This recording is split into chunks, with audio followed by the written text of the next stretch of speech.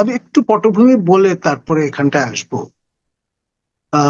Bangladesh British একটা outpost ছিল। দীর্ঘ প্রায় 200 বছর কলোনিয়াল রুল এখানে চলেছে, এবং পরে Dominion status as part of Pakistan, তারপর রিপাবলিকে রূপান্তর, এবং তারপরে স্বাধীন সার্বভৌম রাষ্ট্র হিসেবে বাংলাদেশের অভ্যুদয় হয়।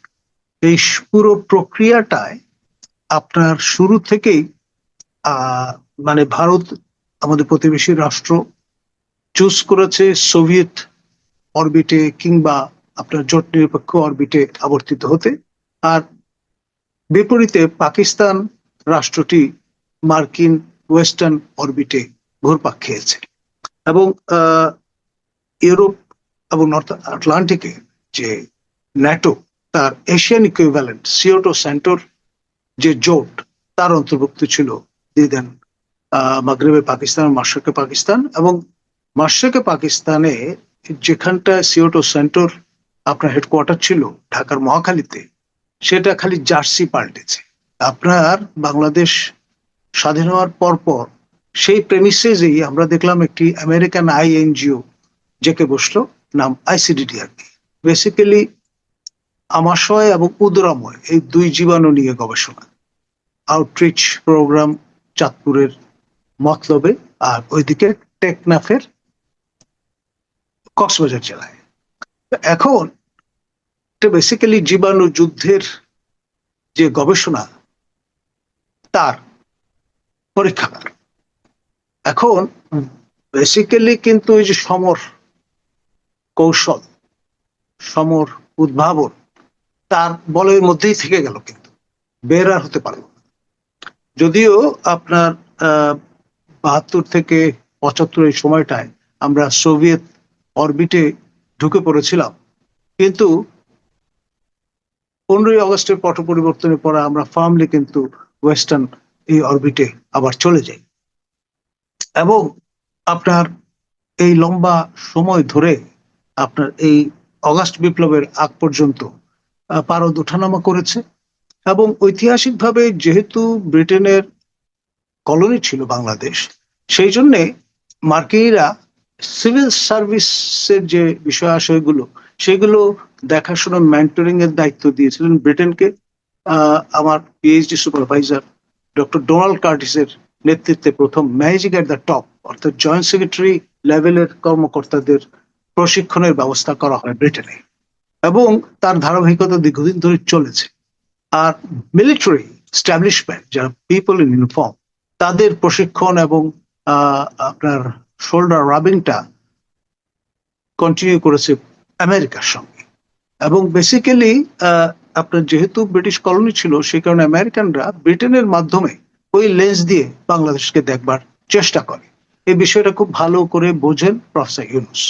সেই কারণে তার কাছে মনে হচ্ছে এট দিস জাংচার, এই ঈদের বন্ধের আমেজটা থাকতে থাকতে তিনি ওই জায়গাটায় নিজের নাক গলিয়েছেন। সঙ্গে বগল দাবা করে নিয়ে গেছেন দুদকের সম্মানীয় চেয়ারম্যান মহোদয়, বাংলাদেশ ব্যাংকের সম্মানীয় গভর্নর, এবং সবার পরিচিত রজার ওরফে খলিল রহমান, যিনি কানেকটিভ কার্ড নিবাসী ব্যক্তি, বর্তমানে হাই রিপ্রেজেন্টেটিভ এবং honourable security adviser to chief adviser. এবং তাদের সঙ্গে আমাদের সবার প্রিয় লামিয়া মোর্শেদও আছেন। আমরা যে ফুটেজটা দেখেছি, তিনি অবতরণ করছেন যখন ব্রিটেনের মাটিতে, সেই সময় তাদের সবাইকে কিন্তু দেখা গেছে।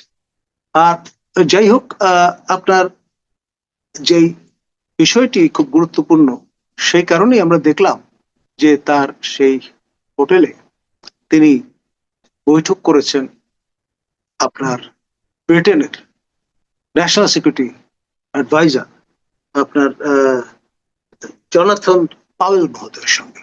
এটা খুবই গুরুত্বপূর্ণ, তাৎপর্যপূর্ণ বৈঠক।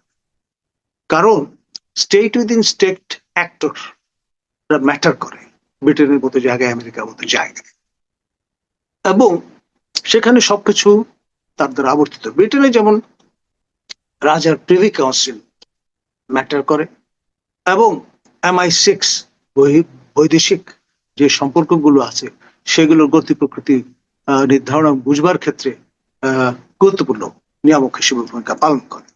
এখন আপনার আরেকটি গুরুত্বপূর্ণ বৈঠক চাথাম হাউস। সেখানে আপনার যিনি সাউথ এশিয়ার যিনি ডিরেক্টর বেন ব্ল্যান্ড, তার সঙ্গে তিনি বৈঠক করেছেন। সঙ্গে ডক্টর বাজপেয়ী, যিনি সিনিয়র রিসার্চ ফেলো আপনার ফর সাউথ এশিয়া চাথাম হাউসে, তাদের সঙ্গে তার মোলাকাত হয়েছে। এবং এই চাথাম হাউসের রুলস সেটি হলো, সেখানে যারা চার দেয়ালের মধ্যে আলাপ আলোচনা করছে, খোলামেলা, কোন রকমের রাগঢাক করবেন না। শর্ত একটাই, বাইরে কোট করা যাবে না।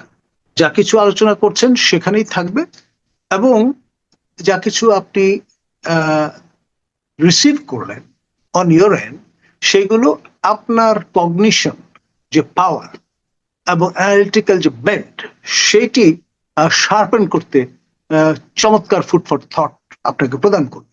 এখন ন্যাচারালি ব্রিটেনের যারা those who matters, specially policy making এ এবং গ্লোবাল যে আপনার ডিকটামটা মার্কিনীদের পক্ষ থেকে, আপনার মার্কিনীদের ওই অর্থে স্যাটেলাইট ব্রিটেনের পক্ষ থেকে, তারা কিন্তু যেটাকে আমি বলবো সহযোগিতামূলক ভাবে কোলাবোরেট করে চলাফেরা করেন।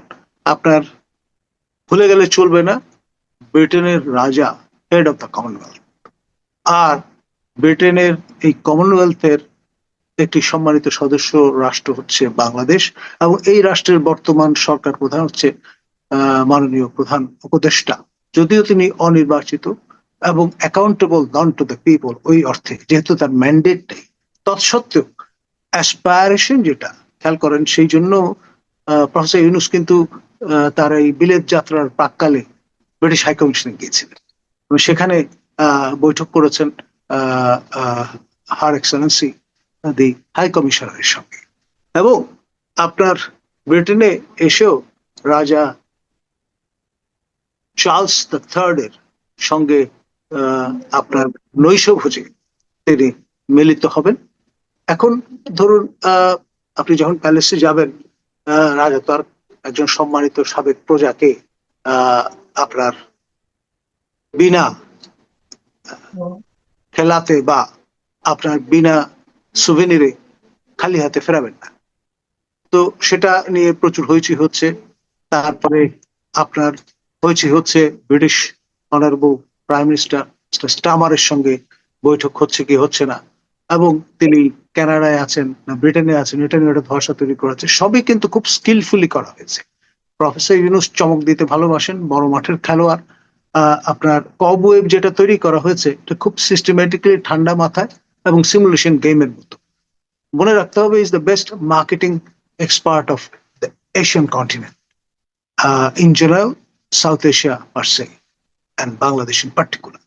তার সঙ্গে এই প্যাকেজিং এবং মার্কেটিং এ কেউ পারবে না, এবং ডিসেপশনে সেরা মাস্টার বলা যেতে পারে তাকে। আপনি যতই যা কিছু ক্যালকুলেট করেন না কেন, তার কাছে আপনি কোনোভাবে পেরে উঠবেন না।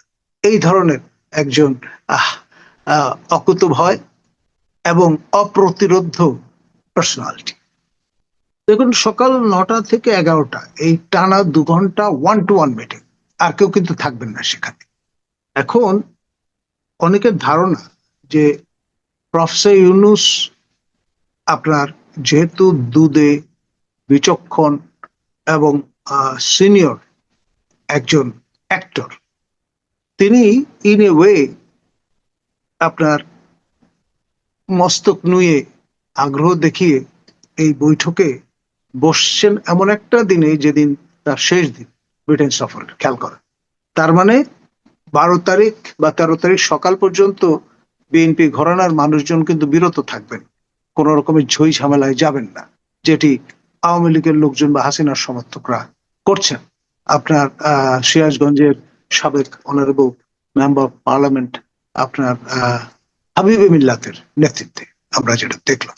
এখন আপনি নিশ্চয়ই ভুলে যাননি, বেশি দিন হয়নি, সাবেক প্রধানমন্ত্রী আপনার শেখ হাসিনা ব্রিটেন সফরের সময় বিএনপির যুক্তরাজ্য সভাপতি এবং ম্যাডামের উপদেষ্টা মালেক মহোদয় যে বিপুল পরিমাণ মোবিলাইজেশন করতে সক্ষম হয়েছিলেন, স্মরণকালের সেরা আপনার প্রতিবাদ, সেটি যদি আবার যুক্ত হয় এই আওয়ামী ঘরানার আপনার এজিটেটরদের সঙ্গে, তাহলে কিন্তু মাথা সেখানেই কাটা যাবে, দেশে আর সসম্মানে মাথা উঁচু করে ফেরা হবে না। এইসব হিসাব নিকাশ নিশ্চয়ই তিনি করে নিয়েছেন এক। আর এখানে লাভ ওনার, যেহেতু তিনি বাঘের পিঠে চড়ে আছেন, বাঘের পিঠ থেকে নামা সবচেয়ে কঠিন কাজ, এবং এটি অনারেবল তারেক রহমানের সহায়তা ছাড়া কোনো অবস্থায় সম্ভবপর নয়। আপনি নিশ্চয়ই মনে আছে আপনার প্রথম অন্তর্বর্তী সরকারের যিনি মাননীয় প্রধান উপদেষ্টা ছিলেন, মহামান্য রাষ্ট্রপতি হিসেবে যিনি দায়িত্ব পালন করেছেন, জাস্টিস শাহাবুদ্দিনের সরকারে তারা ঠিক 90 দিন ফ্রেমওয়ার্কে কাজ করেছেন এবং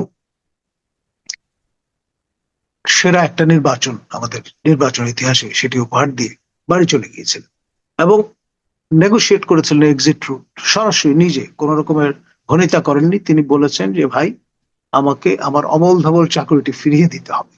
তো সবাই বলেছে যে তাহলে আপনাকে তো আপনার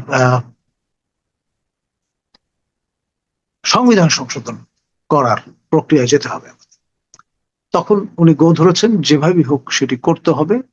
কবি মোহাম্মদ সামাদের ভাষায় একটা ভৃত্য মানসিকতা হয়তো তার ছিল, বরাবর তিনি চাকরি করতে চান, সেই কারণে সেসব দিয়ে জাতিকে জিম্মি করে বসলেন।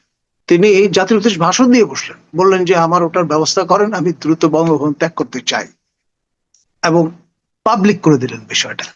তখন সবাই মিলে যেহেতু পূর্ব প্রতিশ্রুতি দিয়েছেন, তারা কিন্তু এই কাজটি করলেন এবং তিনি তার সেই অমল ধবল চাকরিতে ব্যাক করলেন। এটা ছিল এক ধরনের এক্সিট রুট নেগোশিয়েট করার বিষয়। আপনার পরবর্তীতে 111 সরকারের সময় ফখরুদ্দিন সাহেব এর নেতৃত্বে যে সরকার গঠিত হয়েছিল, সেখানেও কিন্তু এরকম একটি কাণ্ড ঘটেছে।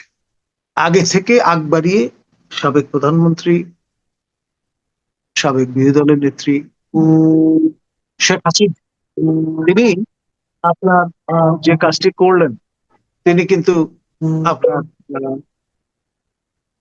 জানান দিয়ে দিলেন পাবলিকলি যে আমাদের সরকার, এই সরকার আমাদের সহায়তায় এসছে অনেকটা এরকম, আর আমরা এক্সিট রুট দিয়ে দেব, গ্যারান্টিড। তো এই নিশ্চয়তা পেয়ে যা হওয়ার তাই হলো। নবম সংসদ নির্বাচনের ফলাফল কি দাঁড়ালো, এবং ওই রাতে, নির্বাচনের রাতে আমরা কিন্তু নিজেরা একেবারে স্ক্রিনের পাশে দাঁড়িয়ে দেখেছি বিভিন্ন জায়গায় আপনার টাকার বস্তা সহ জামাতের কর্মীরা, বিএনপির লোকজন, তাদেরকে আটক করা হয়েছিল, এবং ফলাফল কি হয়েছে সেটা আমরা জানি। তো যাই হোক, সেটাও কিন্তু এক ধরনের নেগোসিয়েশন, বাঘের পিঠ থেকে নামার বন্দোবস্ত। আর এখন যে সরকারটি আছে, দ্বিতীয় অন্তর্বর্তী সরকার, তাদের জন্য এটা অতীব গুরুত্বপূর্ণ, কারণ ইতিমধ্যে পপুলারিটি তলানিতে চলে গেছে। 90 দিনের ফ্রেমওয়ার্ক অনেক আগে অতিক্রান্ত হওয়ায় ব্যারিস্টার মাহবুদ্দিন খোকন বলে ফেলেছেন এটি অবৈধ কাজ করেছেন তারা। আবার আইএসপিআর যেই বিষয়টা প্রকাশ করে দিয়েছে, সাবেক প্রধান বিচারপতি এবং বিচারপতি দুজনই তাদের হেফাজতে থাকা ছিলেন। তো ফলে এই যে রেফারেন্স এবং সেটি যে ফুল বেঞ্চে বসা, এই সব বিষয়গুলো নিয়ে বিজ্ঞ আইনজীবী, মুসলিম লীগের সম্মানীয় সভাপতি অ্যাডভোকেট মোহসিন রশিদ ইতিমধ্যে নোটিফাই করেছেন এবং ডিট করে বসেছেন এবং চ্যালেঞ্জ করেছেন বিষয়টা।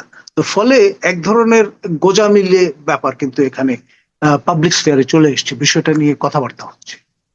আর তারপরে পরপর দুটি ইনসিডেন্ট, আপনার নড়াইলে স্নাইপার রাইফেল ধরা পড়া, অগাস্ট বিপ্লবের একজন অন্যতম অগ্রসৈনিক, তার বাড়িতে বালিশের নিচে। আবার কুমিল্লায়ও কিন্তু ভিন্ন বাটের আবার এই ধরনের স্বয়ংক্রিয় অস্ত্র, সেটিও উদ্ধারের ফুটেজ আমরা সোশ্যাল মিডিয়ায় দেখেছি।